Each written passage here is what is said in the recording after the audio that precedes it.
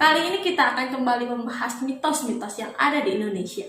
Ada beberapa kisah atau legenda yang cukup mistis yang diyakini oleh masyarakat Indonesia. Salah satunya adalah kisah tentang seorang nenek tua penganut ilmu hitam yang memiliki suara dan penampakan yang menyeramkan yang kita kenal dengan sebutan mak lampir.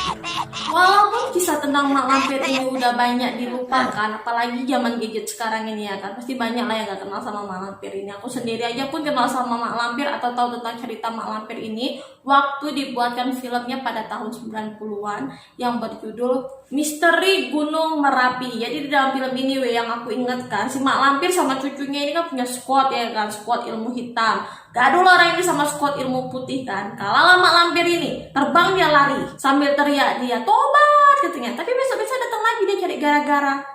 Legenda mak lampir ini memiliki dua versi, yang satu versi Sumatera Barat, yang satu lagi versi Jawa. Dan di video kali ini kita akan membahas versi-versi tersebut. Penasaran apa aja dia? Ini dia, here we go. Asal muasal kisah tentang mak lampir di Sumatera Barat ini berasal dari sebuah gunung yang bernama Gunung Merapi yang terletak di Kabupaten Agam Bukit Tinggi, Sumatera Barat. Sebelum dikenal dengan sosoknya yang menyeramkan, tahukah kalian kalau sebelumnya mak lampir ini merupakan seorang putri dari kerajaan kuno yang dikenal cantik, baik, dan pemalu bernama Siti Lampir Maimunah yang berasal dari kerajaan Champa yang berkuasa di Vietnam Tengah sampai ke Vietnam Selatan antara abad ke-7 sampai dengan tahun 1832.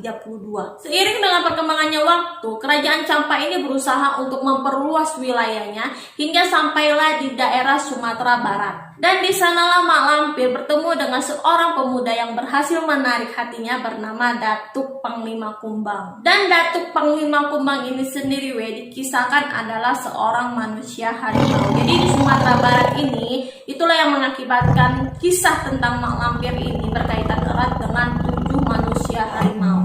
Seperti kisah cinta tragis pada umumnya karena kan bisa dikatakan orang itu bermusuhan ya kan. Kerajaan Champa mau ngerebut tanah dari rakyat Minang ini kan. Pastilah cinta dari mak lampir ini nggak direstui sama orang tuanya, sehingga mengakibatkan mak lampir ini diusir dari kerajaan Champa dan memutuskan untuk bertapa di sebuah gunung Merapi di Bukit Tinggi Sumatera Barat ini tadi. Dan di sana dia bertemu seorang petapa bernama Nenek Serintil yang memiliki kesaktian yang mandraguna. Dan akhirnya mak lampir menjadi murid dari Nenek Serintil dan memiliki kekuatan yang hampir tidak dapat ditandingi. Tetapi Nenek Serintil ini memiliki ilmu aliran hitam. Dan suatu hari mak lampir yang merupakan squad ilmu hitam berperang dengan squad ilmu putih. Dan di sanalah dia bertemu dengan pujaan hatinya yang bernama Datuk Panglima Kumbang ini tadi, tetapi bukan sebagai pasangan melainkan sebagai musuh.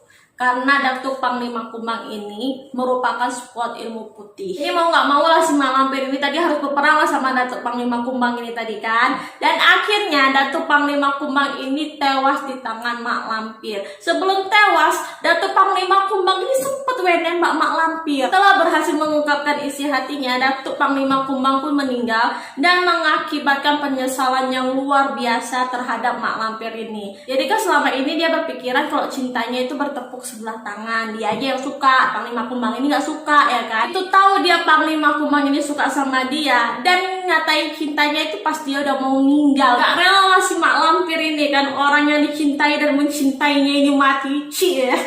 Akhirnya mak lampir berusaha mati-matian untuk menghidupkan kembali Datuk Panglima Kumbang. Dan mak lampir pun mengikat jiwa dari Datuk Panglima Kumbang ini di bumi. Dan dalam proses ini mak lampir berhasil untuk menghidupkan kembali Datuk Panglima Kumbang.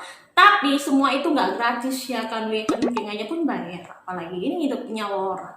Ada biaya yang sangat mahal yang harus dikeluarkan oleh mak lampir ini. Dia harus rela kehilangan kecantikan dan kemudaannya. Mak lampir pun berubah menjadi sosok nenek tua bertubuh bongkok dan berwajah menyeramkan. Tetapi mak lampir mengetahui kalau dia harus merelakan kecantikannya ini sebelum proses dari penghidupan kembali Datuk Panglima Kumbang.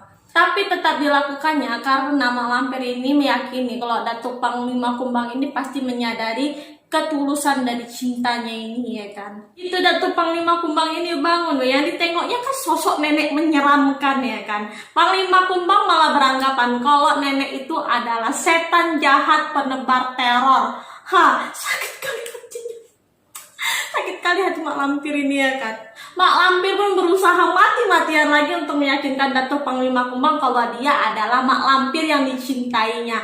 Tapi Datuk Panglima Kumbang ini nggak percaya, gak mungkin, gitu katanya. Kesal mungkin ini Mak Lampir, ya kan. Capek udah dijelaskan, nggak percaya Datuk Panglima Kumbang ini. Akhirnya Mak Lampir memutuskan untuk menjadi setan jahat seperti yang dituduhkan oleh Datuk Panglima Kumbang ini. Oh no. Masyarakat meyakini kalau peperangan antara Mak Lampir dan Datuk Panglima Kumbang berlangsung hingga saat ini. Next.